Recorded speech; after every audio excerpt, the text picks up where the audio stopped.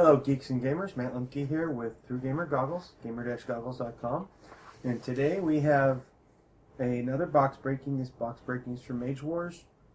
It's the Conquest of Kumanjaro, the Spell Tome expansion. Now, I kind of have a little bit of knowledge about this. Like, I understand that, which, you know, it's the knowledge that everybody can have because it's the information on the back of the box. But the information I have is that basically this is an expansion with a couple of alternate mages. You get inside. Inside you have the new punch-outs for Stuck, Tainted, Holy Avenger, Wounded Prey, Slam, Bleed. You've got Ranged and Armor tokens. And those are they introduce some of the new mechanics that are going to be relevant with Conquest of Kumanjaro. I said Kumanjaro before. It's Kumanjaro. Looks like an H because I'm goofy. It comes with the little flyer, has the story on it. Of course, it has the Beastmaster spell selection for his spellbook and the Priestess. And over here, they talk about their skills. Wounded Prey, Holy Avenger. Well, for example, Wounded Prey, she's an experienced huntress. She'll mark any relentlessly pursue wounded prey working on her animals. Let's see here. Skip down. Once per round, before or after friendly creature action phase, she may place her wounded prey marker on the enemy damaged non-living creature. And then on the back, they have a codex with the new terms for bleed, extinguish, intercept, prevention effects, stuck, and tainted. For example, bleed. This creature has suffered a deep bleeding wound. Bleed can only affect living, non-plant creatures. Each upkeep phase place one direct damage on this creature. Whenever this creature is not affected by the finite life trait and heals or regenerates, you may remove one bleed condition for each point of healing you cancel. The marker has a removal cost of 2. Just an example there. Now, we're going to start by taking a look at the Beastmaster. I'm going to open this up carefully without destroying my cards, I hope.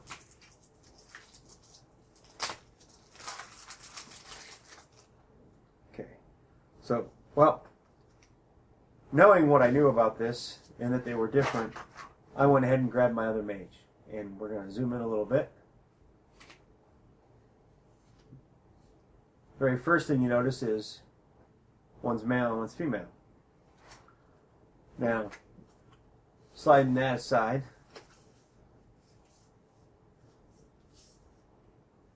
we're going to take a look here, comparing the two. Across the board, you can see that the first difference you see is where they come from. This one is Jakatari, or Jakatari trained. This one is a human, and this one's an elf. Trained in nature school.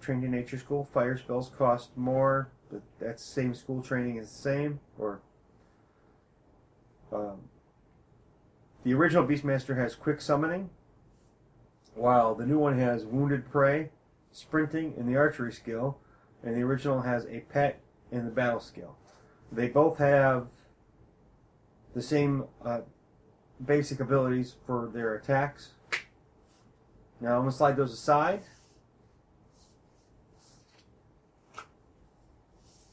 And we're going to look at her spellbook. I'm not completely I shouldn't say that. I'm familiar enough with the game that I'm going to recognize some of these, but I'm not familiar enough with the game to be able to tell you exactly which spells are going to be new and which ones are not. Where is...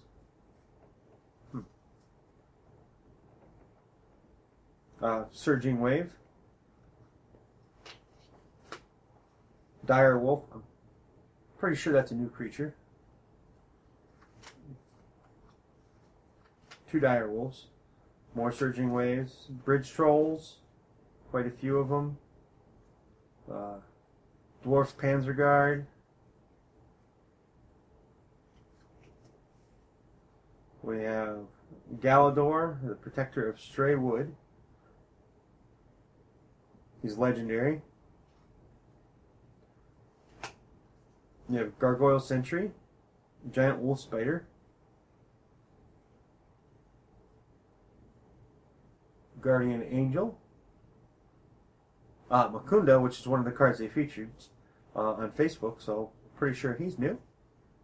Mukunda is another legendary creature. All friendly cat creatures in the same zone as Mukunda have their melee attacks gain the Piercing +1 trait. You have a Screech Harpy, a few of them. And then you have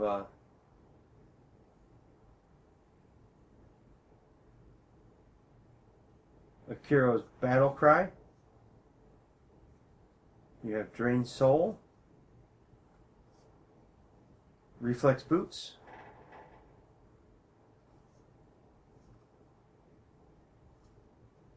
Sunfire Amulet, quite a few of them.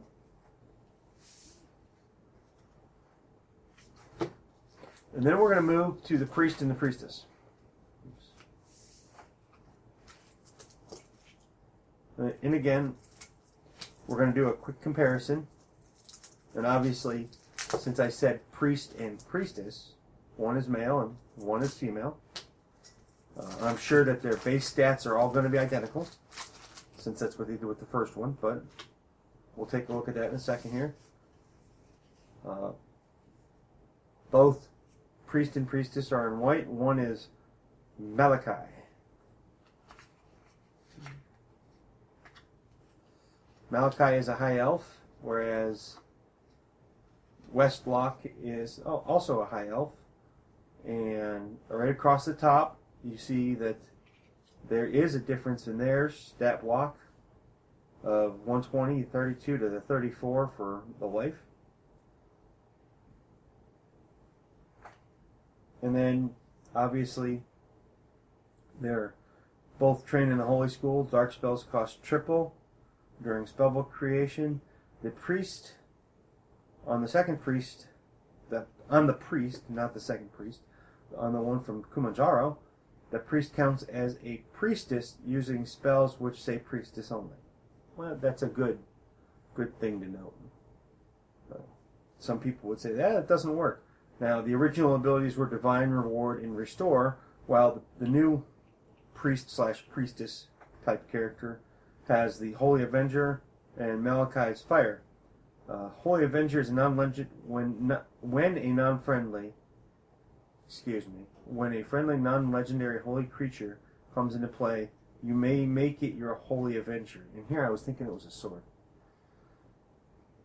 Pay mana equal to its level +1, and place the Holy Avenger marker on it. It gains +5 life. Each round, the first time it melee attacks an enemy creature, if that creature is attacked and damaged by another friendly creature, Holy Conjuration this round, it gains melee +2 and piercing for the attack. And for Malachi's Fire, once per round, the Priest attacks and damages an enemy creature with an attack which deals light damage. He may pay 1 mana to place burn condition on that creature. And at the bottom, you can see that they have a different different type of an attack. The new Priest has a Hand of Purification compared to her original melee attack.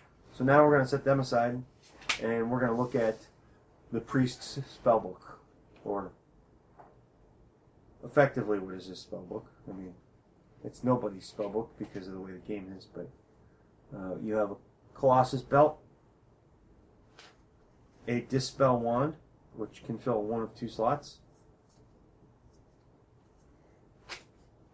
Eagle Claw Boots,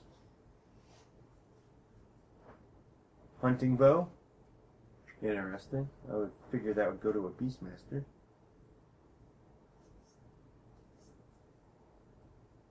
Enchanter's Wardstone, which is a zone exclusive spell. Quite a few of those. Wizard's Tower, which is another zone spell. A defense spell for Wall of Steel.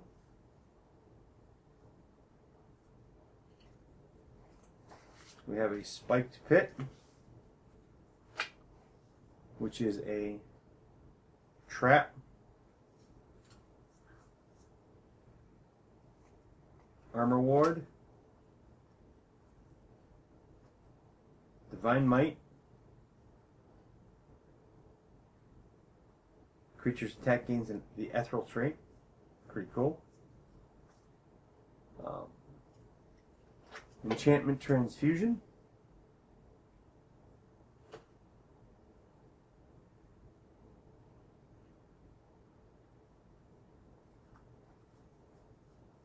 Quite a few of those.